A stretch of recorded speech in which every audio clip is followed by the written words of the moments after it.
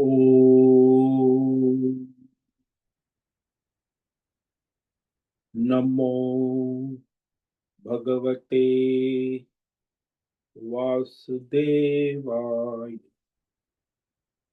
ओम नमो भगवते वासुदेवाय। ओम नमो भगवते वासुदेवाय।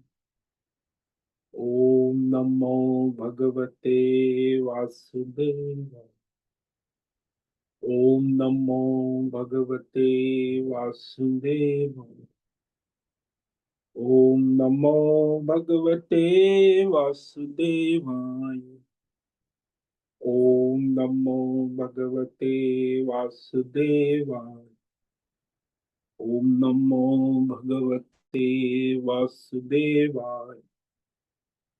ओम नमो भगवते वासुदेवाय। ओम श्री परमात्मने नमो नमः।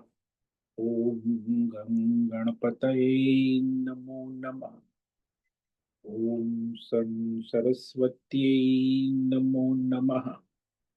ओम गुं गुरुभ्यो नमो नमः।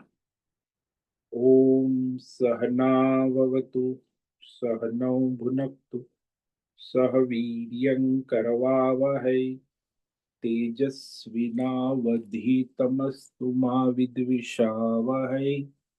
ओम शांति शांति शांति।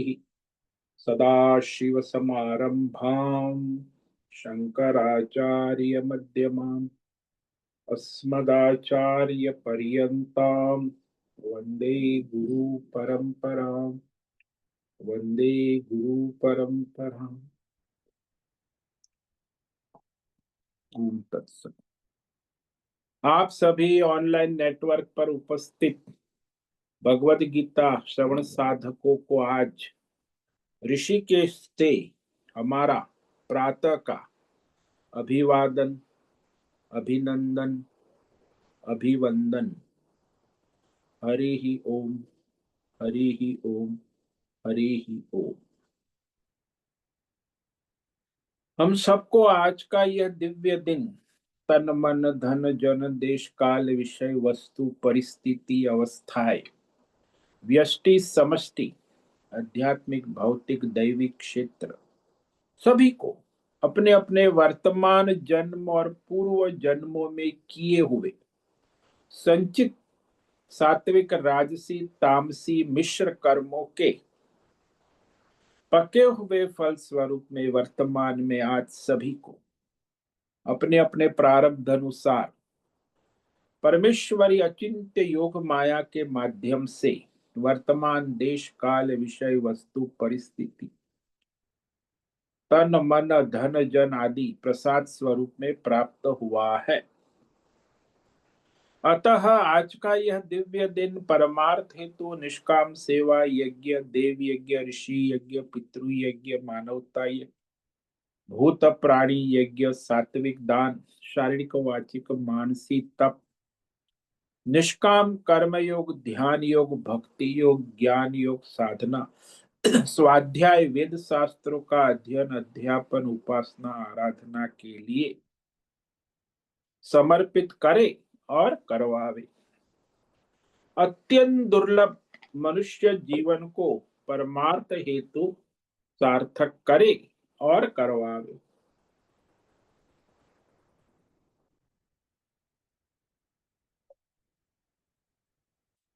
आज विक्रम संवत 2082 आश्विन मास कृष्ण पक्ष की त्रयोदशी तिथि दोपहर 1:51 तक है। उसके बाद चतुर्दशी तिथि लग जाती है। आज है उत्तर फाल्गुनी नक्षत्र। ये सायं 5:48 तक है। उसके बाद हस्त नक्षत्र लग जाता है। आज रविवार है और शरद ऋतु चल रही है। ऋषिकेश का रात्रि का सुबह का 4 बजे का न्यूनतम तापमान 14 डिग्री रहा। अभी 7 बजे 18 डिग्री तापमान है और दोपहर का 2 बजे का अधिकतम तापमान 28 डिग्री रहा है। वायु की गति 5-10 किलोमीटर प्रति घंटा चल रही है। ईस्वी सन 2025 19 अक्टूबर 19 अक्टूबर 2025 सुबह के 6:50 हो रहे हैं। कलयुग का प्रथम चरण 5126वां वर्ष 7वां वैवस्वत मनवंतर श्वेत वराह कल ब्रह्मा जी का 26वां दिन और 51वां वर्ष अभी चल रहा है। तो ऐसे अनंत कोटि ब्रह्मा और ब्रह्मांडीय परमेश्वरीय अचिंत्य योग माया में हमारा यह एक ब्रह्मांड, इसमें ये पृथ्वी लोक में समुद्र के ऊपर जम्बू द्वीप में विश्व का एकमात्र वैदिक राष्ट्र भारत में उत्तर हिमालय प्रांत में उत्तराखंड राज्य में टिहरी जिले में हिमालयन शिवालिक पर्वतमाला के अंतर्गत मणिकुट पर्वत के ऊपर नीलकंठ महादेव के सामने ऋषिकेश नगरी में मुनि की रेती प्रांत में शीशम जाड़ी में अवधूतवाड़ा आश्रम के सी ब्लॉक के पहले माले से 5 नंबर कमरे से गंगा किनारे से हम स्वामी उत्तमानंद सरस्वती भगवत गीता के आचार्य शिष्य स्वामी चिन्मयानंद सरस्वती महाराज चिन्मय मिशन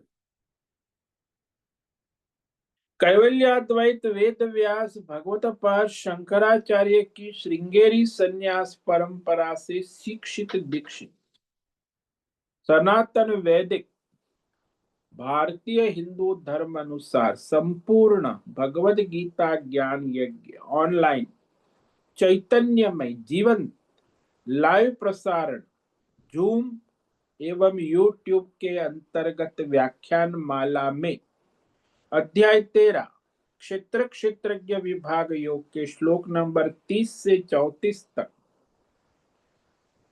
सार दर्शन करेंगे संस्कृत एवं हिंदी में।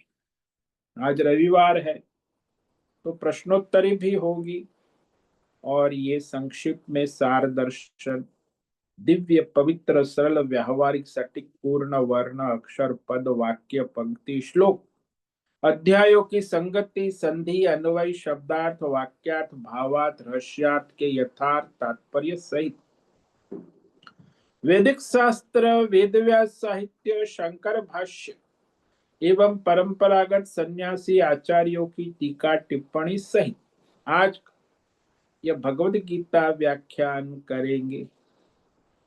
कृपया आप सभी श्रद्धा भक्ति ध्यान से परिपूर्ण होकर के यह दिव्य श्रवण साधना करे। इसमें से कुछ ग्रहण करे, कुछ धारण करे, कुछ अपने जीवन में चरितार्थ करे और उसमें निरंतरता लाए। अपनी अपनी आध्यात्मिक भौतिक दैवी अशांति द्वंद्व मोह विक्षेपों से रहित होकर के अधार्मिक अवैदिक अपरंपरागत अशास्त्रीय भ्रम भ्रांतियों से रहित होकर के अपने अपने शरीर इंद्रिय प्राण मन वचन कर्म और बुद्धि से एक रूप एक रस एकाग्र होकर के शुद्ध सात्विक सूक्ष्म भगवत विवेक बुद्धि करे। वेद शास्त्र एवं आचार्य परंपरा अनुसार विवेक करे और करवावे। पुनः पुनः इस व्याख्यान का श्रवण करे, मनन करे, चिंतन करे, लेखन करे, चर्चा विचारणा प्रचार प्रसार करे, लिंक भेजे, ग्रुप में शेयर, अपना और सबका परम कल्याण करे और करवावे। ओम तत्सत। ओम ओम ओम। तो श्रीमद् भगवद गीता अध्याय 13 के हमने श्लोक नंबर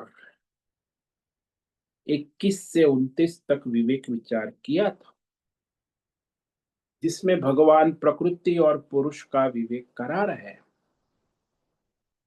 तो पुरुष का तो विस्तार से विवेक करा रहे हैं, लेकिन प्रकृति का विवेक विस्तार आगे श्लोक नंबर 14 में करेंगे। अध्याय 14वां अध्याय जो है वो प्रकृति का विस्तृत विवेक है, ताकि मनुष्य विवेक करे कि सत्व गुण क्या है, रजोगुण क्या है और तमोगुण, उसमें किसको ग्रहण करना है, किसको त्याग करना है। दुनिया में 90% मनुष्य को पता ही नहीं कि सत्व क्या है, रजस क्या है, तमस। मिलावटी जीवन है, तो उनको पता ही नहीं कि भाई सत्व से क्या होता है, रजोगुण से क्या होता है, तमोगुण से तो ये प्रकृति का विवेक वो भगवान आगे 14वें अध्याय में कराए। लेकिन यहाँ पुरुष परमात्मा का स्वरूप भगवान विस्तार से कह रहे हैं। तो 29वें श्लोक में भगवान ने परमात्मा सजातीय भेद से रहित, तो परमात्मा का स्वरूप जो है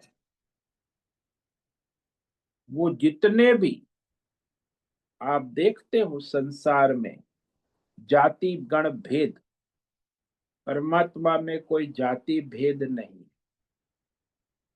ब्राह्मण, क्षत्रिय, वैश्य, शूद्र,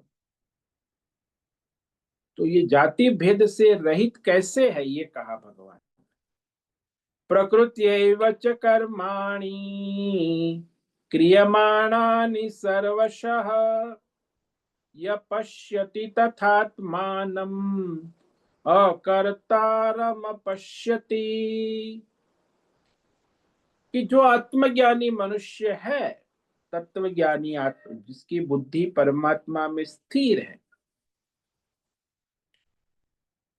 तो वो जानता है कि संसार में संपूर्ण कर्म, आध्यात्मिक, भौतिक, दैवी, सात्विक, राजसिक, तामसिक कर्म, सब प्रकार से त्रिगुणी प्रकृति के द्वारा ही किए जाते हुए जानता है, देखता है, अनुभव करता। प्रकृति प्रकृति में कार्य कर रही है, क्योंकि सत्वगुण, रजोगुण, तमोगुणों के द्वारा नाम रूप गुण दोष उपाधि भेद से संसार में धर्म अधर्म मिश्र कर्म सभी प्राणियों के द्वारा किए जाते देखता है कि ये सारी प्रकृति का खेल है। यहाँ परमात्मा कुछ करते नहीं है, साक्षी चैतन्य रूप में कहा। जो परमात्मा को अकर्ता असंग चैतन्यमय प्रकाशक रूप में जानता है, देखता है, अनुभूति कर, वही वास्तव में परमात्मा के स्वरूप को जानता है, अनुभूति कर। य पश्यति स पश्यति। जैसे आपके कमरे में अनेक प्रकार के बिजली के उपकरण है, कोई प्रकाश दे रहा है, कोई हवा दे रहा है, कोई मूवी दिखा रहा है, कोई हीटर कर रहा है, कोई मिक्सर कर रहा है।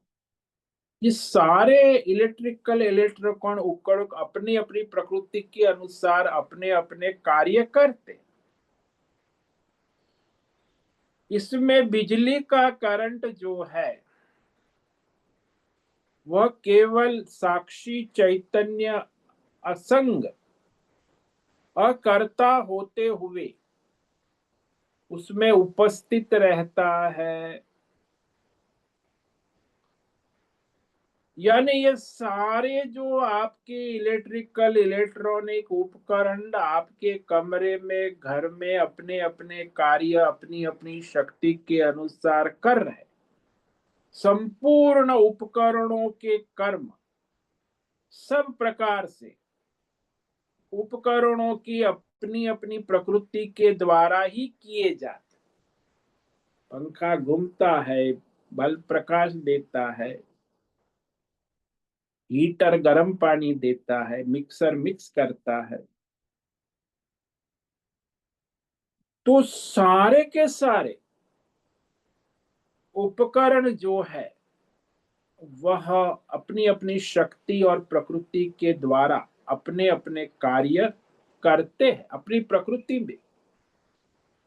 और जो बिजली का करंट है वो केवल प्रकाशित करता है, अकर्ता साक्षी चैतन्य में, क्योंकि उसकी उपस्थिति में सारे उपकरण अपनी अपनी शक्ति सत्ता के अनुसार अपने अपने कार्य करने में समर्थ होते।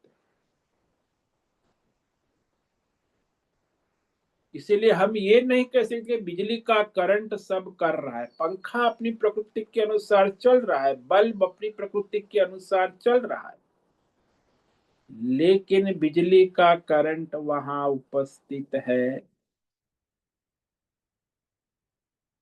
इस तरह जो देखता है कि बिजली का करंट कुछ नहीं करता है, सारे उपकरण अपनी अपनी प्रकृति के अनुसार उत्पन्न होते हैं, कार्य करते हैं, लय होते हैं, नए नए बल्ब आते हैं, नए नए उपकरण आते हैं, अपने अपने कार्य चले जाते हैं।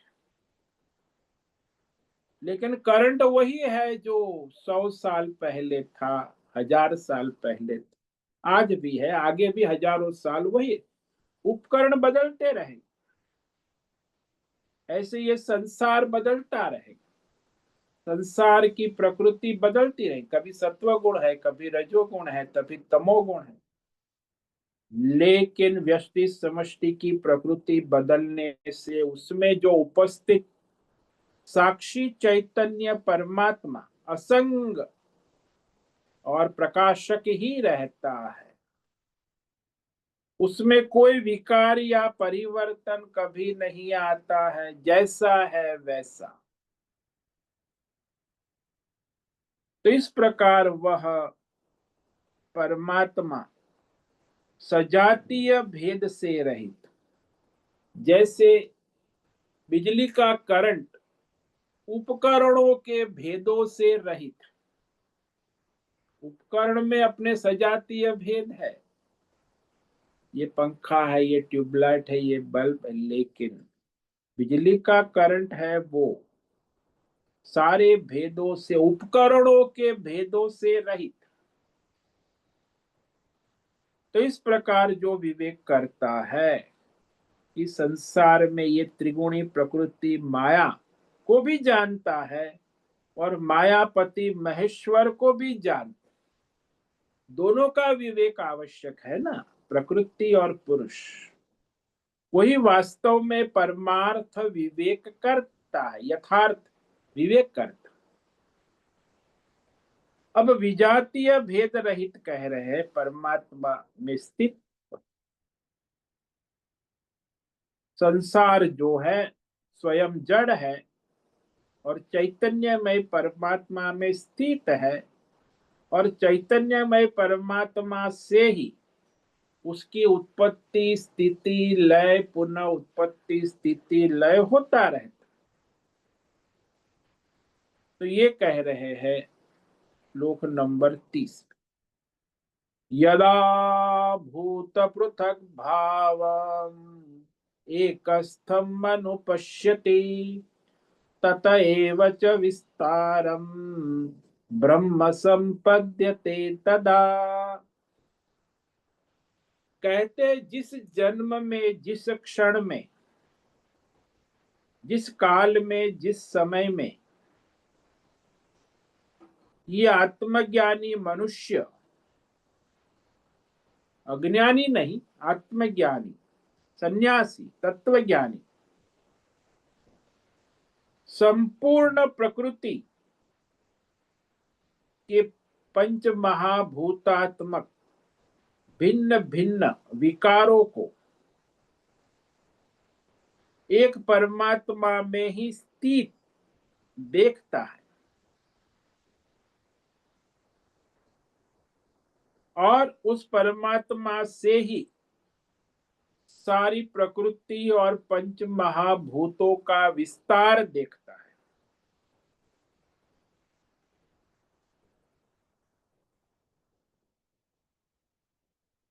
ऐसा जो जान लेता है, अनुभूति कर लेता है,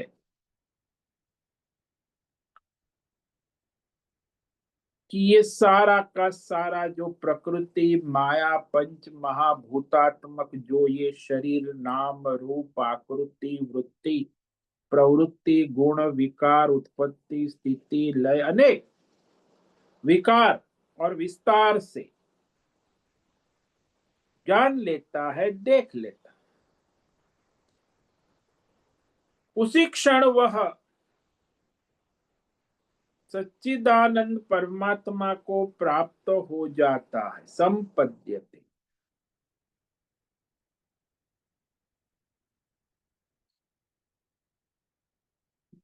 तो यहां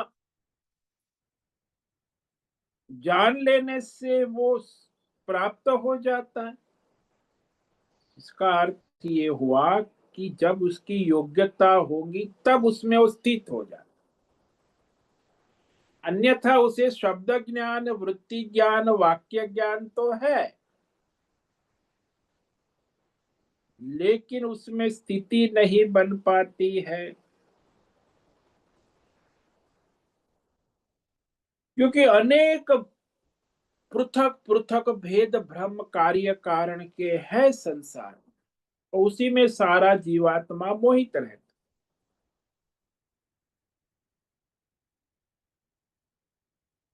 भाई कई लोग कहते सब रूप रंग संसार को देखने वाली आंख है।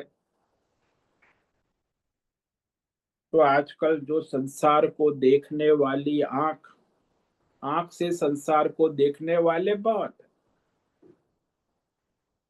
लेकिन आंख मन के द्वारा देखती है ये जानने वाले बहुत कम,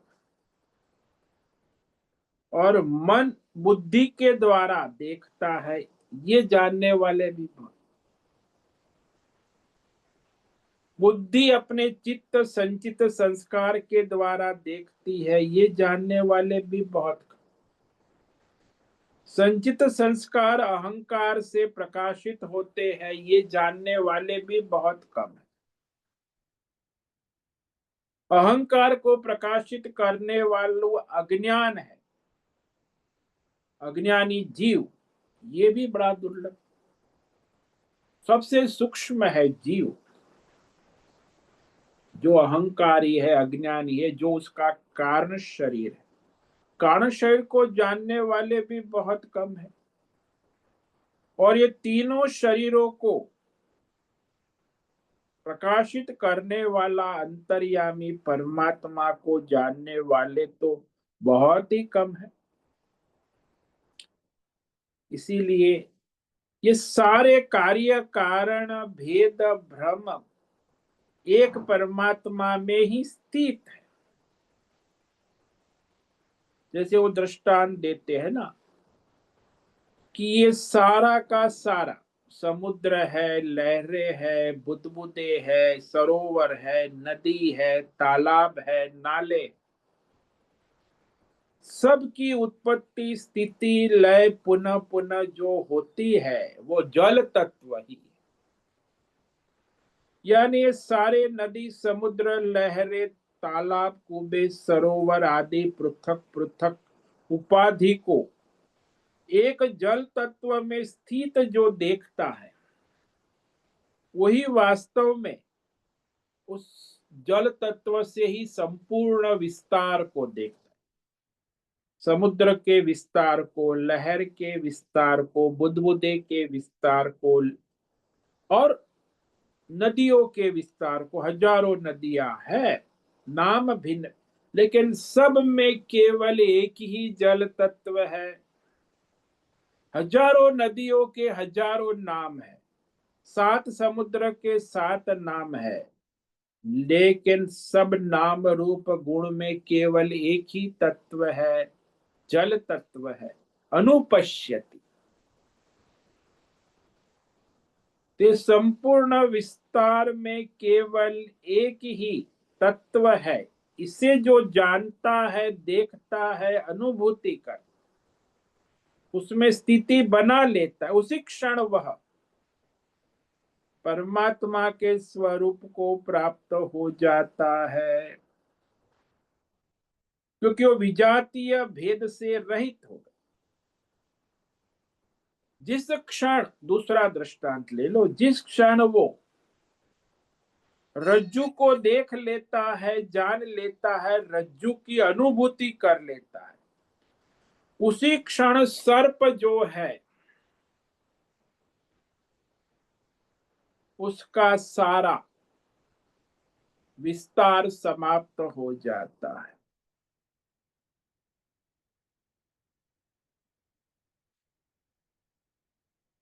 क्योंकि उसने रज्जु को जान लिया, देख लिया, फिर वहां सर्प नाम की कोई चीज रहती नहीं है, केवल रज्जु ही रज्जु है।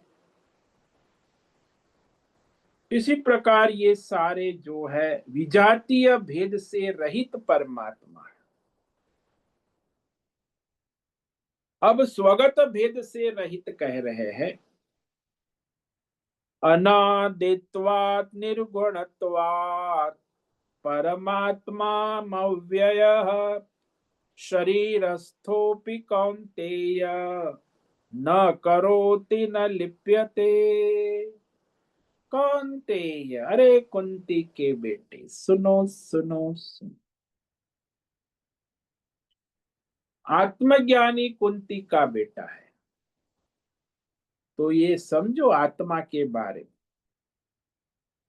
अनादित्वात्, अनादि होने से, परमात्मा निर्गुण होने से, और अविना, तीन विशेषण दी। सभी शरीरों में, संसार में उपस्थित होने पर भी वह परमात्मा व्यष्टि समष्टि में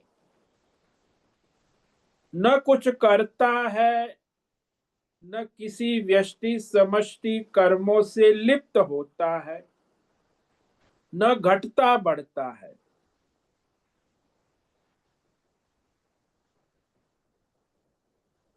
इस प्रकार परमात्मा जो सारे विकारों से रहित एक रूप एक रस रहता है।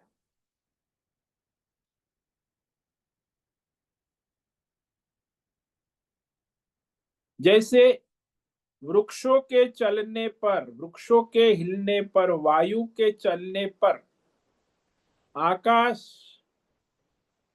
लिप्त नहीं होता, चेष्टा नहीं करता। पृथ्वी जल अग्नि वायु चेष्टा करते हैं, उससे आकाश लिप्त नहीं होता, वो असंग ही रहे, सबको धारण कर। उस आकाश के बिना वायु चल नहीं सकता, अग्नि तेज नहीं कर सकती, जल बह नहीं सकता, पृथ्वी घूम नहीं सकती, सब में उपस्थित। फिर भी आकाश न तो कुछ करता है, न किसी से मिलता जुलता है, न किसी से उसकी मिलावट है। वो जैसा है वैसा भीतर बाहर सबके अंदर उपस्थित रहता है। ठीक वैसे ही कहा कि परमात्मा आकाशवत अनादि होने से, निर्गुण होने से, अविनाशी होने से संसार के सभी त्रिगुणात्मक पंच महाभूतात्मक 84 लाख जीवों में, शरीरस्थ का बहुवचन है, स्थूल सूक्ष्म कारण शरीर में, सबके शरीरों में उपस्थित होते हुए भी वास्तव में वह परमात्मा न कुछ करता है, न कुछ कराता है, न किसी से मिलता जुलता है, लिप्त होता, बंधता नहीं, यानी असंग रहता है।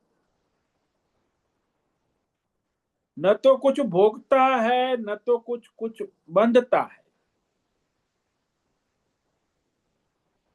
वह सभी में उपस्थित रहता है। जैसे एक सूर्य है, सबको प्रकाशित, सभी घड़े में प्रतिबिंब रूप में प्रकाशित हो रहा है, लेकिन वो प्रतिबिंब से असंग है। ऐसे ही सभी जीवों में परमात्मा अंतर्यामी रूप में प्रतिबिंबित हो रहा है, और वास्तव में वह कुछ न करता है, न कुछ कराता। तो इस प्रकार ये जो है स्वगत भेद से रहित कहा। परमात्मा संसार में स्वगत भेद से रहित है। अब भगवान वही दृष्टांत आकाश का देते हैं।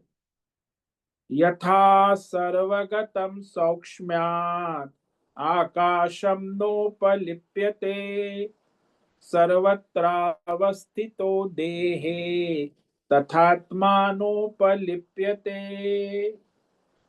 जिस प्रकार सर्वव्याप्त आकाश अत्यंत सूक्ष्म होने के कारण पृथ्वी जल अग्नि वायु के विकारों से विकारी नहीं होता है, उपलिप्यते बंधता भी नहीं, नहीं संबंध युक्त तो होता है, उसी प्रकार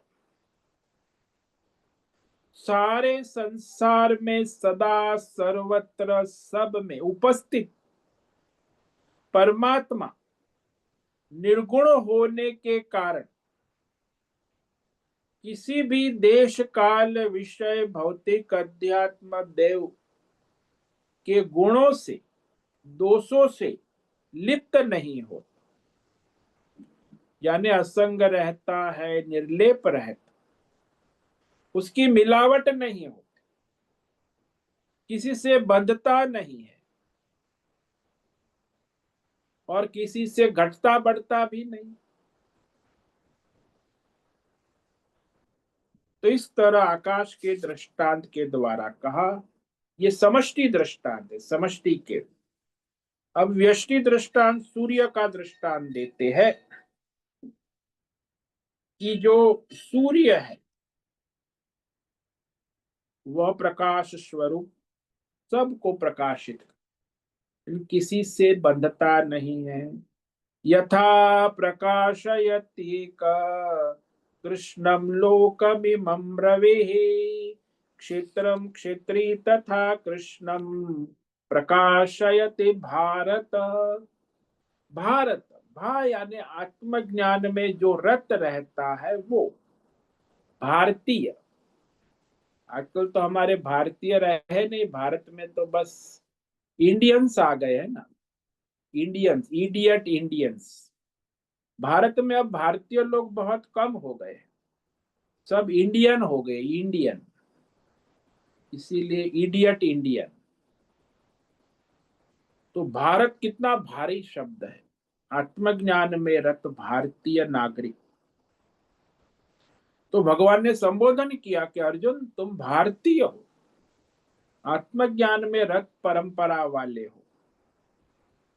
जिस प्रकार से एक ही सूर्य इस संपूर्ण ब्रह्मांड को प्रकाशित करता रहता है, ठीक उसी प्रकार क्षेत्री, क्षेत्री यानी क्षेत्रज्ञ, चींटी से लेके ब्रह्मा विष्णु महेश सब के अंदर अंतर्यामी क्षेत्रज्ञ परमात्मा संपूर्ण क्षेत्र 84 लाख योनि में जितने भी जीव है, प्राणी है, सबको प्रकाशित करता रहता है।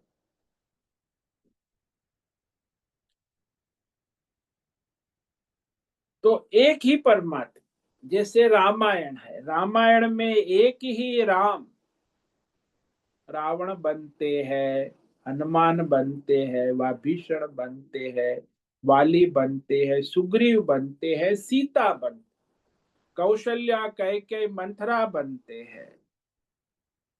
एक ही राम सभी उपाधियों को प्रकाशित करते हैं। इसलिए तो भगवान को नटराज कहते हैं, नटवर कहते हैं, सुपर कलाकार है, महाकलाकार। सभी पात्र को अकेले ही, ब्राह्मण, क्षत्रिय, वैश्य, शूद्र, स्त्री, पुरुष, बालक, युवा, वृद्ध, सभी पात्रों को करता है। एक ही परमात्मा इतने पात्र करते हैं। एक ही सूर्य सारे सृष्टि को प्रकाशित करता है। तो इस प्रकार यह दृष्टांत के बाद भगवान इस अध्याय का उपसंहार करते हैं और जो इस अध्याय में कहा उसे संक्षेप में कहते हैं। क्षेत्र क्षेत्रज्ञयोरेवम् अंतरम ज्ञान चक्षुषा भूत प्रकृति मोक्षम च ये विदुर्यान्ति ते परम। एवं इस प्रकार इस अध्याय में कहा गया क्षेत्र क्षेत्रज्ञ का विवेक, जो क्षेत्र है उसका वास्तविक स्वरूप क्या है, क्षेत्रज्ञ का वास्तविक स्वरूप क्या है, प्रकृति पुरुष क्या है, इसका विवेक जो कहा।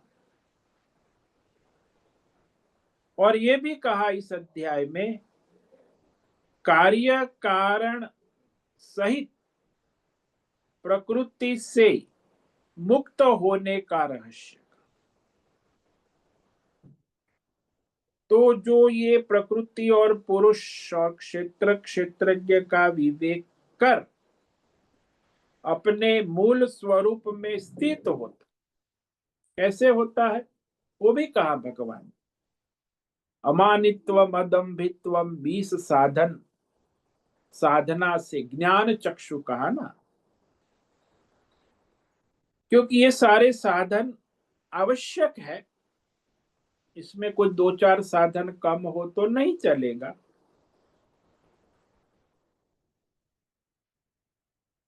तो यहाँ अमानित्व अदम्भित्व 20 साधन साधना जिसने सिद्ध की है उसी को ये ज्ञान चक्षु कहा। ज्ञान चक्षुषी, इस ज्ञान चक्षु यानी साधना के द्वारा, निष्काम कर्म योग, ध्यान योग, भक्ति योग, इसको भी ज्ञान चक्षु कह सकते। तो जिसके अंदर निष्काम कर्म योग, ध्यान योग, भक्ति योग, ज्ञान योग, साधना नहीं है, वो परमात्मा को न तो जान सकते हैं, न समझ सकते हैं, न उसमें स्थिति बना सकते। तो इस प्रकार ज्ञान चक्षु के द्वारा यानी साधना के द्वारा, निष्काम कर्म योग, ध्यान योग, भक्ति योग, वही ये अमानित्व अदम्भित्व अहिंसा शांति 20 साधन बताए। तो इसके द्वारा देखो, किसके द्वारा, इस साधन साधना के द्वारा, 20 साधनों के द्वारा, ज्ञान चक्षु के द्वारा परमात्मा के तत्व का साक्षात्कार कर लेते हैं। जानकर वह सन्यासी, तत्वनिष्ठ, आत्मज्ञानी, जीवन मुक्त महात्मा जन परमात्मा को प्राप्त हो जाते हैं। परमात्मा मैं हो जाता कि ये परमात्मा ही मैं हूं, मैं ये देवदत्त भिखारी नहीं हूं, मैं परमात्मा स्वरूप हूं, मैं जीवात्मा भी नहीं, अंश भी नहीं, वो परमात्मा यह मैं ही हूं। इस प्रकार वो अपनी स्थिति बना ले। जैसे आज आप लोग जानते हैं कि मैं स्त्री हूं, मैं पुरुष हूं, उसके लिए कोई जप करना पड़ता है रोज कि मैं स्त्री हूं, मैं नारी हूं, मैं पुरुष हूं, मैं पुरुष हूं, नर हूं। क्यों? आपकी स्थिति बन गई है, आपको पता है कि आप स्त्री है, पुरुष। कोई याद भी दिलाने की जरूरत नहीं। तो स्थिति हो गई, बचपन से आपके अभ्यास से स्थिति हो गई। ऐसे ही जिसको ये आत्मज्ञान चक्षु के अभ्यास से, निरंतर श्रवण मनन निधिध्यासन से, आत्मा अनात्मा विवेक के द्वारा वह अपने परमात्मा स्वरूप में स्थित हो जाते,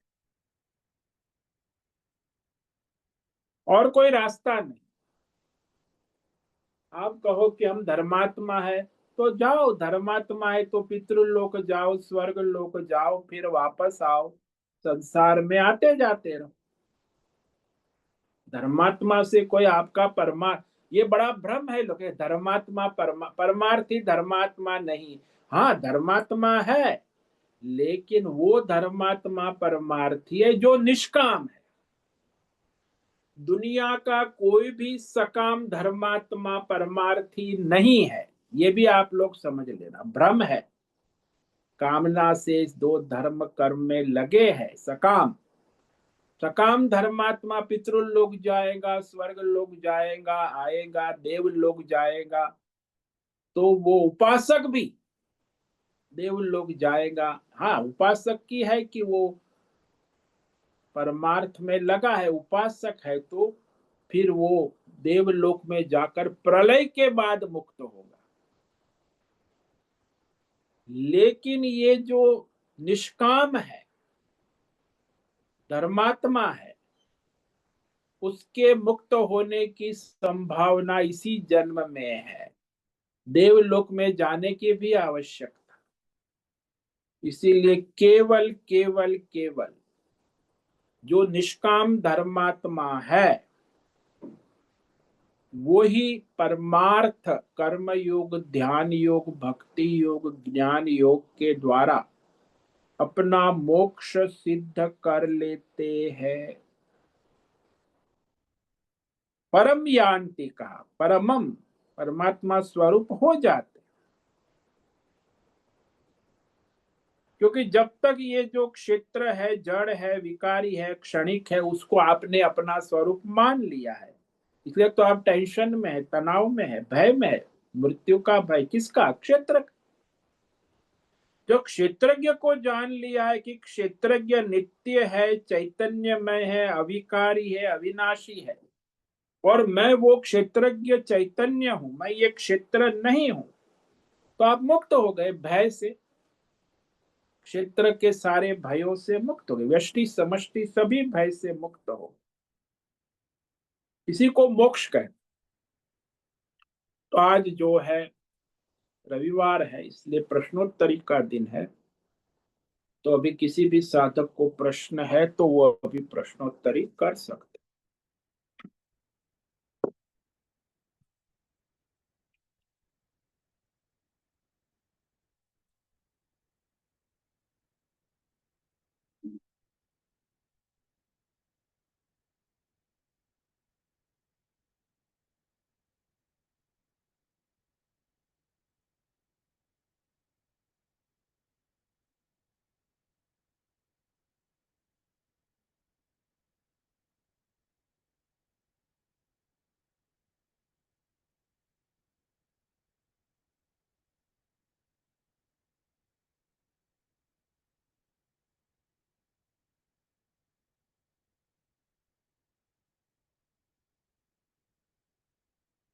भी समय है प्रश्नोत्तरी का, किसी भी साधक को प्रश्न है वो अभी प्रश्नोत्तरी कर सकते हैं।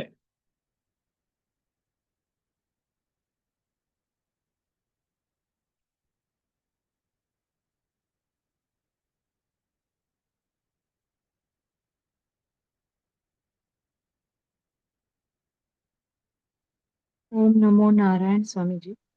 हाँ बोलो हेमा। स्वामी जी, अभी जो आप हमेशा उदाहरण देते ये रज्जू और सर्प का, हाँ, कि जैसे ही प्रकाश पड़ता है तो पता चलता है कि वो रज्जू ने सर्प नहीं है, वो रज्जू ही है। तो वैसे हाँ जीवन में भी हमें ज्ञान प्रकाश से ही ये पता चलता है कि ये शरीर उपाधि नहीं, मगर मैं परम तत्व आत्मा ही हूँ। तो हाँ, वो तो ये जो अभी ये हमें ज्ञान मिल रहा है वो जानकारी रूप में है, मगर हमारे अंदर वो प्रकाश अभी तक मतलब जब तक वो अनुभव खुद को परोक्षानुभूति जब होती है, हम्म अपरोक्षानुभूति, हम्म वो ज्ञान प्रकाश ये निष्काम कर्म से ही आएगा। हाँ, और कोई कर्म से नहीं आए। वही तो कहा, ये जो आपके 20 साधन है ये सब निष्काम कर्म योग से ही आते हैं। अमानित्व मदम्बित्व, ये साधन सकाम कर्म से कभी नहीं आएंगे। हम्म। इसलिए ज्ञान चक्षु जो आपको चाहिए, ज्ञान चक्षु मतलब निष्काम कर्म ही समझो। निष्काम कर्म, भक्ति, ध्यान, ये सब ज्ञान चक्षु ही है। सकाम जो है वो तो अज्ञान चक्षु है। जब तक आप सकाम कर्म करते हो अज्ञान चक्षु में, अज्ञान में, अंधेरे में, संसार में घूमते रहो। तो ये कामना जो है वो कामना ज्यादा खतरनाक है या अहंकार? अरे भाई, अज्ञान से, अहंकार से, प्रकृति माया का संग करके आपको कामना उत्पन्न हुई। जब अच्छा। संग किया तो कामना हुई ना। आपने हम्म विवाह किया तो आपको पुत्र की कामना, विवाह ही नहीं किया तो पुत्र की कामना कहाँ से हो। हम्म। जब प्रकृति का संग करता है जीवात्मा तब तो कामना उत्पन्न होती है, अज्ञान से, अहंकार से। और फिर वो कामना से कर्म करने लगता है और कर्म से फल भोगने लगता है और उसका संसार चक्र चलता रहता है। अब यहाँ बात ऐसी है कि अज्ञान का निवारण करना है हम्म तो हम्म आप सीधे ज्ञान से नहीं कर सकते।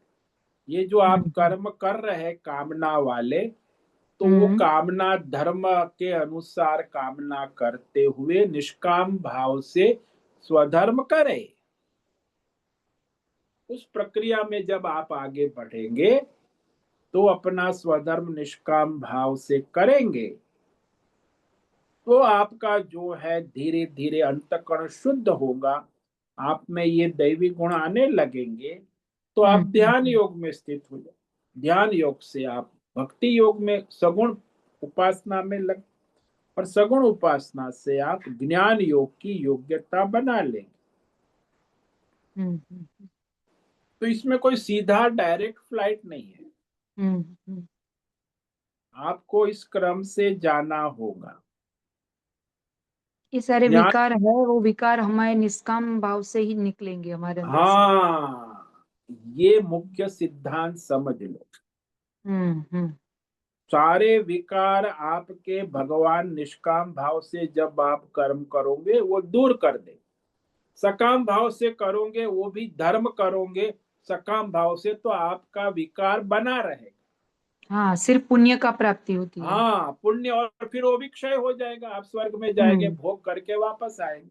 तो आपका हम्म कर्म भी गया, पुण्य में आप तो जैसे थे वैसे। हम्म। तो ये सारे धर्म के कार्य जो हो रहे हैं उससे पुण्य की ही प्राप्ति होती है।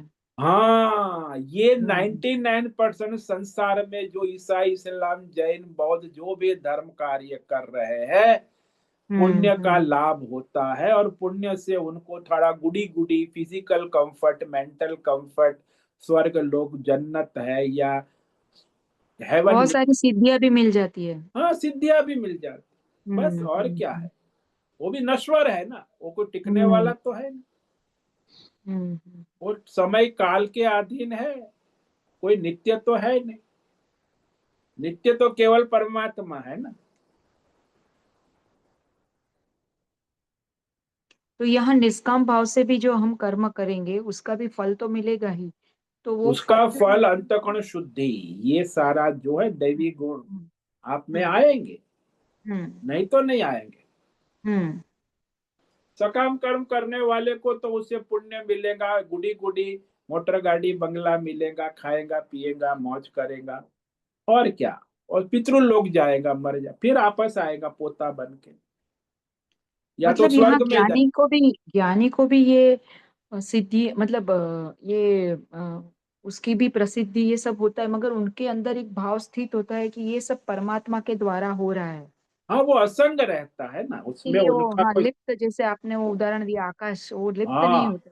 आकाशवत उसमें लिप्त नहीं हो। और हाँ, अज्ञानी है तुरंत अहंकार से लिप्त हो जाता है, लिप्त हो अज्ञानी जाता है है। ना। हम्म। जब तक अहंकार है आप लिप्त होंगे, हम्म। अहंकार नष्ट हो गया तो आप लिप्त नहीं हो सकते। तो अहंकार ही आपको लिप्त करता है ना। हाँ हाँ।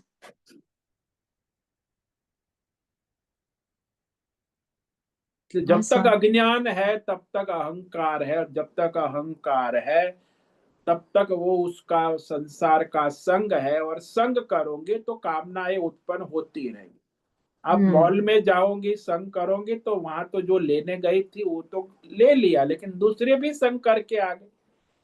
हम्म तो हम्म। जैसे संग करोगे तो कामनाएं और भी मल्टीप्लाई होती जाए। तो अभी यहाँ गृहस्थी में संग तो कर ही लिया है, तो अभी भी हाँ, निष्काम भाव रखना है बस। हाँ, हम्म निष्काम भाव से अपना स्वधर्म ईश्वर समर्पित भाव से राग द्वेष रहित करना है, जो भी है अपना हम्म प्रारब्ध है उस अनुसार। ऐसा नहीं हम्म कि मैं ऐसा करूंगी वैसा करूं, जो है वो वर्तमान में प्रारब्ध के अनुसार जो स्वधर्म है वो ही निष्काम भाव से करना। हम्म कई साधक ऐसे होते हैं, ये करेंगे वहां करेंगे, उस देश काल विषय बदलेंगे तो हम निष्काम हो जाए। ऐसा कुछ देश काल बदलने से निष्काम नहीं होंगे। जहां हो, जैसे हो वैसे, जिस हाल में आपका जो प्रारब्ध है स्वधर्म है उसी में निष्काम होना है। हम्म हम्म हम्म तो अर्जुन को भगवान ने नहीं कहा कि तू वहां ऋषिकेश चला जा और वहां आश्रम में ध्यान भजन कर। हम्म तू यहाँ इसी क्षण तेरा जो स्वधर्म है वो कर, लेकिन निष्काम होके मेरे लिए कर। माम अनुस्मर युध्य च, निष्काम भाव से मेरा स्मरण करते हुए तू ये धर्म युद्ध लड़। स्पष्ट कहा भगवान। हम्म। भागने भागने की कोई जरूरत नहीं, जहां हो, जैसे हो, जैसा प्रारब्ध है वैसा। क्योंकि प्रारब्ध अनुसार ये वस्तु व्यक्ति परिस्थिति तो हमेशा बदलती रहती है। हाँ, वो प्रारब्ध अनुसार जो आएगा वही आपको डील करना है, नई देश काल हाँ परिस्थिति खड़ी करने का नहीं है। हाँ। जो है वो जन्म के साथ। हम्म। वहां भी कोई कामना नहीं कि मुझे यही चाहिए वो चाहिए, जो मिला हाँ, उसी में। जो मिला प्रारब्ध के अनुसार उसमें अपना स्वधर्म ईश्वर को समर्पित भाव से करे। तो कभी कभी ऐसा होता है स्वामी जी कि कोई डिसीजन लेने की बात आती है, तो फिर वहां कैसे हम ले निर्णय जब भी लेना होता है। देखो, आपको निर्णय लेना है तो एक तो निर्णय आपका प्रारब्ध क्या है, स्वधर्म क्या है, वर्तमान देश काल परिस्थिति क्या है, उस हम्म अनुसार आप अपने प्रारब्ध के अनुसार, धर्म के अनुसार अपना निर्णय ले सकती है ईश्वर के लिए। हम्म हम्म हम्म अहंकार से लेंगी तो अपनी कामना से तो गए, फिर तो आप हाँ फंस गए। हम्म। डिसीजन तो दोनों ने लिए। एक ने हाँ। अहंकार से, अज्ञान से, अपनी कामना से डिसीजन लिया, एक ने धर्म के अनुसार अहंकार रहित ईश्वर समर्पित भाव से डिसीजन, निर्णय लिया। निर्णय तो दोनों ने लिया। क्योंकि हर बार ये चॉइस तो करनी पड़ती हाँ, है। वो आपको चॉइस है। हम्म। हाँ स्वामी जी, बहुत बहुत धन्यवाद। ओम नमो नारायणाय। ओम नमो नारायण।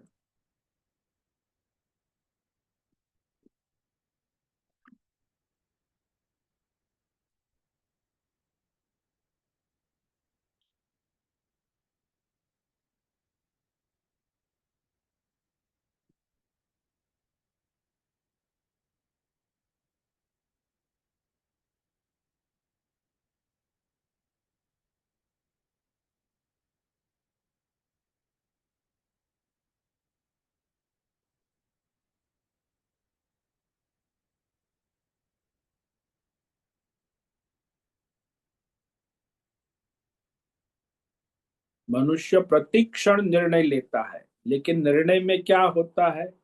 अहंकार होता है, कामना होती है, राग द्वेष होता है, मोह होता है, और ये सारे निर्णय आपको बंधन में डाल देते हैं। निर्णय करना है, लेकिन धर्म के अनुसार, शास्त्र के अनुसार, परंपरा के अनुसार, और अपना जो प्रारब्ध है उसके अनुसार, स्वधर्म के अनुसार, सबके हित भले के लिए धर्म के अनुसार उचित निर्णय करना, ये बड़ा दुर्लभ है। मैं मेरा मेरा, मुझे पसंद है, मुझे पसंद है, मेरे बाप दादा करते। अरे भाई, बाप दादा करते थे, कोई परंपरा शास्त्र के अनुसार है तो ठीक है, नहीं तो छोड़ो। शास्त्र परंपरा अनुसार होना चाहिए, धर्म के अनुसार निर्णय होना चाहिए, प्रारब्ध के अनुसार। वर्तमान प्रारब्ध क्या है, वर्तमान देश काल परिस्थिति में हमारा क्या स्वधर्म है, उस अनुसार बस निर्णय ठोकते ही जाते, निर्णय करते जाते हैं, कहाँ क्या कोई ठिकाना ही नहीं। फिर तो बंधन में आ गए। You have decided and you have to suffer. Swami ji, यहाँ क्या होता है कि हमें ऐसा लगता है कि जो सालों से चल रहा है वो तोड़ देंगे तो भय अंदर से लगा रहता है। अरे जब पता चला कि ये गलत है तो तोड़ना ही होगा ना, उसे पर लटक के रह के क्या मतलब। उसके लिए भी आत्मबल बहुत सारा आवश्यक है। हाँ, तो आपको ईश्वर को समर्पण श्रद्धा रखनी होगी। आप संसार को समर्पण श्रद्धा रखोगे तो ये निर्णय नहीं ले सकोगे। हम्म। अरे भाई, संसार को क्या समर्पण करोगे? वह संसार में जितनी श्रद्धा है उतनी श्रद्धा समर्पण भगवान में होना है। क्योंकि ये दुनिया से जो प्रभाव चल रहा है ना, उससे अलग दिशा में हमें चलना है। हाँ, वो तो है, उनकी दिशा है, उनको उनकी दशा भी देखो, दिशा और दशा। हाँ अब हाँ। आपकी दिशा और दशा आप देखो कि आपको क्या करना है। इसी दिशा दशा में रहना है या फिर बदलनी है दिशा और दशा? जब मगर तक वो अपनी। बदलने के लिए बहुत सारा आत्मबल, कभी कभी वो कम पड़ जाता है और हम बह जाते हैं। हाँ, डर तो रही। फिर वो हाँ। आप, आत्मबल कम होने का कारण ये है कि आपका जो पुण्य का बैलेंस कम है, अच्छा। धर्म का बैलेंस कम है, पाप हम्म। पुण्य मिश्र है। जो लोग मिश्र है, खिचड़ी वाले हैं, उनका आत्मबल कम होता है। और जो अधर्मी है उसका तो आत्मबल होता ही नहीं, उसका तो हम्म। धन बल होता है, बाहुबल होता है। हम्म। अधर्मी लोगों का धन बल और बाहुबल वही चलता है दुनिया में। तो यहाँ उनमें, दृढ़ निश्चय वो ही ले सकते हैं जिनका पुण्य बल ज्यादा है तो। हाँ, पुण्य बल ज्यादा है, पुण्यात्मा है, यज्ञ दान तप का बैलेंस है, हम्म। नहीं तो निर्णय ले ही नहीं सकेगा। हम्म। हाँ स्वामी जी, बहुत बहुत धन्यवाद। ओम नमो नारायण।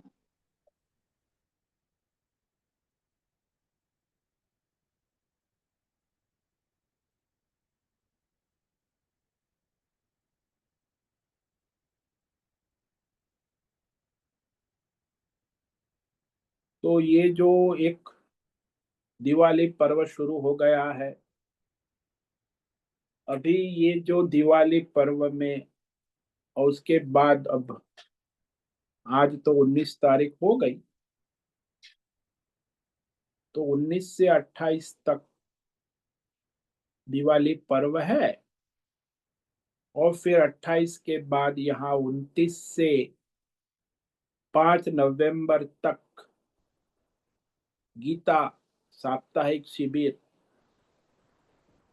तो वो 5 नवंबर तक। तो अब आपको ये समय अनुकूल है कि अभी आप इस क्लास में, तो कल से हम जो है प्रकृति का विवेक प्रारंभ करेंगे। तो प्रकृति का स्वरूप क्या है, प्रकृति के गुण कितने हैं, प्रकृति के गुण का स्वरूप क्या है, गुण किस प्रकार कार्य करते हैं, गुण के लक्षण क्या है, किस प्रकार बंधन में डालते हैं, किस प्रकार मुक्त करते हैं, ये सारा जो प्रश्न है इसका उत्तर इस 14वें अध्याय में भगवान देंगे। त्रिगुणात्मक प्रकृति का रहस्य, क्योंकि यहाँ भगवान ने पुरुष का विस्तार से परमात्मा का स्वरूप कहा है, क्षेत्रज्ञ। अब प्रकृति का स्वरूप पूरा विस्तार से कहेंगे। तो कल से ये प्रारंभ करना है, या तो फिर आप कहो तो आगे शिविर के बाद 7 तारीख से 14वां अध्याय प्रारंभ करें, जैसा आप सबको उचित लगे। तो उस अनुसार कल से प्रारंभ करना है तो कल से करेंगे, नहीं तो फिर शिविर के बाद 7 नवंबर से 14वां अध्याय प्रारंभ करेंगे। अब जैसे बीच में दिवाली पर्व है, यदि आपको उचित है तो कल से शुरू करें। अब आप कहो कल से करना है कि फिर 7 नवंबर से 14वां अध्याय गुणत्रय विभाग योग प्रारंभ करेंगे।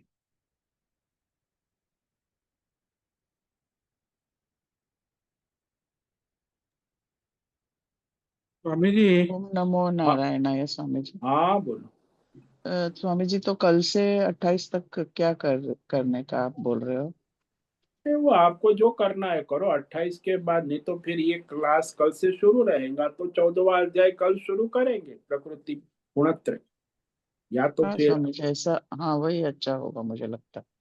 दूसरे हाँ लोग बोले कि उनको क्या चाहिए, आप क्या हाँ बोल रहे हो? क्योंकि हम दिवाली में व्यस्त रहेंगे इसलिए बोलते हैं कि क्या हाँ, बोल ये रहे सब हैं? अपनी दिवाली में व्यस्त होते हैं ना यहाँ वहां। तो मैंने ऐसा सजेशन देखा कि भाई आप क्या सजेशन करते, सबका नमो सजेशन। नारायण। हाँ बोलो।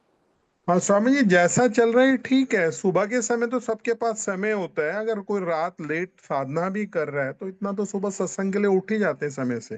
हाँ तो ऐसा कुछ नहीं है, जैसा चल हाँ रहा है स्वामी ठीक जी, है तो। हाँ हाँ जैसे चल रहा है चलने स्वामी दीजिए जी स्वामी। 14 अध्याय बाद में कर सकते हैं, मगर अभी जो ये 20 मूल्य आपने समझा है, मगर उसी के पर थोड़ा एक एक मूल्य के ऊपर ज्यादा हम प्रकाश कर सकते हैं ना ये इतने दिनों में। तो वो ही लाना है हमारे अंदर, तो वो ही साधना थोड़ा फिर से हम समझ सकते हैं डिटेल में। वैसे हाँ तो स्वामी मैंने जी, ये भी अच्छा है, ये भी अच्छा है। ये तो 20 मूल्य अमानित्वम मदम्बित्वम, हाँ, हाँ। वो 20 इस मूल्य ही हम लोग अच्छे से समझ पाएंगे अगर ये हम्म, समय का उपयोग कर लेंगे तो उसमें। स्वामी जी, मेरा भी यही मत है कि शिविर अध्याय के बाद 14वां अध्याय। 14वां अध्याय तो शिविर के बाद। लेकिन शिविर के सत्संग करेंगे, मतलब आप करो, हाँ, लेकिन लेकिन वही अभी आ, महिमा जी ने कहा ना कि हाँ थोड़ा हाँ और वो इसके ही ऊपर अच्छा। डिस्कशन। हाँ वो अच्छा डिस्कशन है। ये भी साधन के और ये आपने जो विजातीय और सजातीय उसके और भी थोड़ा करेंगे तो अच्छा है। हाँ, तो ये अमानित्वम अदम्भित्वम वो बस 1 सप्ताह चलेगा। तो फिर हाँ उसके बाद फिर शिविर का, तो शिविर में तो नहीं कर पाएंगे। हाँ हाँ, उसके तो बाद फिर फिर शिविर के बाद ही नया अध्याय लेंगे। तो ये पहले हाँ थोड़ा डिटेल में आप मूल्य अच्छे से समझा देंगे तो अच्छा रहेगा हमारे लिए भी। हाँ, तो वो तो अब मैंने समझा है। फिर भी उसमें क्या है, फिर से 20 मूल्य जो है अमानित्वम अदम्भित्वम, ये साधना है। इसी को ज्ञान चक्षु कहा है ना। ये इसके द्वारा समझना ही आपका जरूरी है, हाँ। हाँ सिर्फ अध्याय पे अध्याय करने से ये जो मूल मोस्ट इम्पोर्टेंट है वो, हाँ, उसे ये तो जैसे वेरी हेमा ने इंपॉर्टेंट। कहा है, बहुत इम्पोर्टेंट है। और ज्ञान इसके बिना चक्षु तो जो कुछ, भगवान ने हाँ। कहा, उसी के हम्म द्वारा वो परमात्मा को प्राप्त होते। बिना ज्ञान चक्षु के परमात्मा को जान तो लेते हैं शब्द और हम्म ज्ञान, लेकिन प्राप्त हम्म नहीं होते, उसमें स्थिति नहीं बनती। यही तो इस अध्याय में हम यहाँ अंत में कहा भगवान ने कि ये जो क्षेत्र क्षेत्र के प्रकृति पुरुष का विवेक तब पक्का होता है जब उसमें ज्ञान हम्म चक्षुषा विदुहु। और ये हमारे ज्ञान, अंदर अहंकार किन किन रूपों में प्रेजेंट है और उनको कैसे पहचानना, ये वो भी अहंकार बहुत तो जरूरी है आपका स्वामी। जो अहंकार है वो तो स्थूल सूक्ष्म 2 रूपों में है। अभी आप लोग तो स्थूल अहंकार में इतने डूबे हुए थे, सूक्ष्म अहंकार का तो विवेक ही नहीं स्वामी है। जी, इसलिए वो जरूरी है बहुत, हाँ, तो एकदम। ये हम्म आप अमानित्व तो मदम एग्जाम्पल्स के ये साथ, हाँ, ये विवेक का एग्जाम्पल्स के है। साथ समझाते हैं तो बहुत ही हाँ, क्लियर हो जाता है। हाँ, तो ये जो श्लोक नंबर है 7 से 11, उस पर फिर से विवेक विचार करेंगे तो आपका हम्म, जो है ये विवेक पक्का होगा कि हम्म, भाई ज्ञान चक्षु आपका खुले, तो आप उसमें हम्म, साधन भजन कर सकते, क्या है क्या नहीं है आपके अंदर, आप चेक करो हम्म। कि ये वो सारे। पहचानना बहुत जरूरी है। हम्म। तो ठीक है, कल से हम ये जो है सभी का है, और किसी का कोई ओपिनियन है बताए, किसी का। हाँ स्वामी जी, ये ठीक रहेगा। हाँ, ये हम्म, ठीक रहेगा। तो ये हाँ, जो ये अभी ज्ञान सप्ताह है। चक्षुष पे, हाँ, ज्ञान हाँ, चक्षुष का ये जो विवेक है ना, हाँ, वो गहराई से विवेक कराइए। हाँ, तो वो ज्ञान चक्षु का विवेक हमने गहराई से किया है, फिर से करेंगे, उसमें क्या है? 7 से 11 जो 4 5 श्लोक है, हम्म। ये ज्ञान साधना है, ज्ञान चक्षु है, और हम्म 20 साधन साधना है। अब हम्म देखो आप अपने अंदर कितना साधन है क्या नहीं है, हम्म तो उस अनुसार आप अपना साधन कर सकते हैं। हम्म जैसे आप शॉपिंग करते तो आप जाते हैं ना कि घर हम्म में क्या है, तो बाजार जाते हैं तो अपने किचन में जो है उसको नहीं शॉप करते, जो नहीं है उसको शॉप करते। हम्म ऐसे ही आपके प्रारब्ध से आपको क्या साधन मिले हैं, कुछ तो साधन होते ही है सब में, और जो नहीं है उसका आपको शॉपिंग करना हो, हम्म। पूरे करने होंगे साधन, तब आपकी रेसिपी पूरी बनेगी, नहीं तो नहीं बनेगी। और ये जितने बार हम सुनेंगे उतने बार हम धीरे धीरे अच्छी तरह से समझते हैं। हाँ, फिर अपने जीवन में जैसे आप आपने कहा, सुनना अलग, हाँ, सुनना अलग है और जानना अलग है, और उसको इसमें लाना और अलग बात है। 3 स्टेज है ना, पहला स्टेज है हम्म, सुनना। हम्म, सुनने से कोई समझने की बात नहीं है, समझना पूरी हम्म, तरह अच्छी तरह समझना ये तो दूसरी हम्म, बात। हम्म, सुनना या पढ़ना, किताब पढ़ना भी ठीक है, पढ़ लिया, लेकिन समझा कि नहीं, तो सारी समझने के लिए भी बारीकियां दस अच्छी तरह से, दस हाँ। बार सुनोगे, 10 बार पढ़ोगे, तब उसको समझोगे। हम्म, समझने के बाद फिर आप उसे अपने जीवन में चरितार्थ करने का प्रयास करो। हम्म, तो ये फिर प्रयास में फिर आप उसे प्रयास करते करते अपने जीवन में चरितार्थ। तो हम्म, 4 स्टेज है ना, हाँ, सीधे हाँ। थोड़ी सुनने से कोई ज्ञानी हो जाए। हेमा का बहुत अच्छा सजेशन है। ठीक है, तो हम कल से ज्ञान चक्षु अमानित्व मदम्भित्व पर ये सप्ताह जो हमारे पास है, तो 27 तारीख तक, 28 तारीख तक, फिर तो 29 से शिविर है यहाँ, तो 9वां अध्याय होगा। तो आप हम्म, लोग भी आ ही रहे, जो भी आएंगे वो तो 9वां अध्याय का लाभ लेंगे, राज विद्या राजगुरु। तो 14वां हम्म, अध्याय हम जो है वो कब शुरू करेंगे, अगला कार्तिक कृष्ण 6 नवंबर को गुरुवार को करेंगे। ठीक है, 5 को शिविर समाप्त होता है। ठीक है। स्वामी जी, हाँ, हाँ, स्वामी छः जी। छः छः नहीं करो, क्योंकि शिविर जस्ट समाप्त हो गए, सब सफर में हो गए। तो 6 7 8 करो। आ- हाँ, 8 नवंबर, 8 3 दिन। ठीक रहेगा। 8 नवंबर गुरु शुक्र शनि, 8 शनिवार है, 9 को रविवार है, तो फिर 10 को ही शुरू करें। हम्म हाँ, हम्म तो 10 नवंबर से शुरू करेंगे। हम्म ठीक है, हम्म और ठीक रहेगा। 10 नवंबर 2025 हम्म कार्तिक कृष्ण पक्ष की पंचमी तिथि है।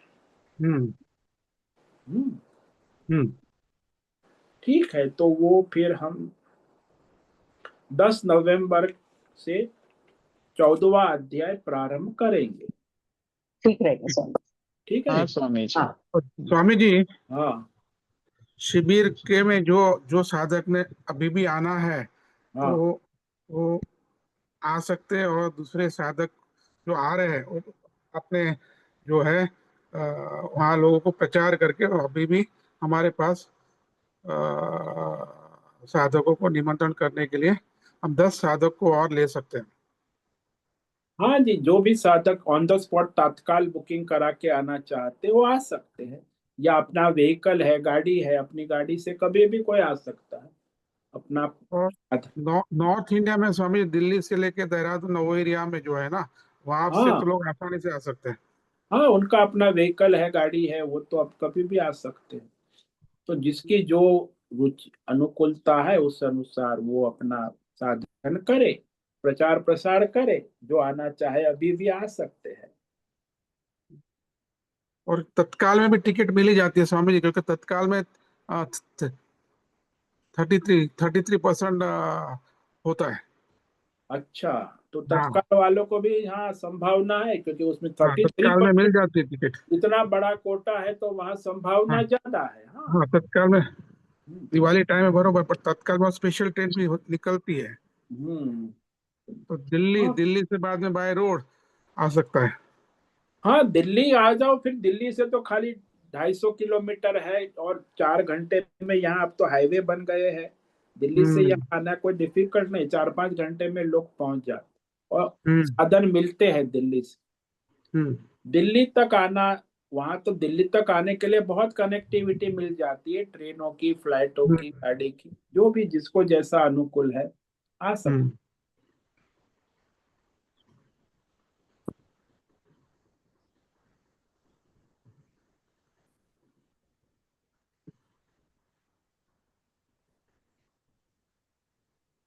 ठीक है स्वामी जी। ओम नमो नारायण। ओम नमो नारायण। ओम नमो नारायणाय स्वामी जी।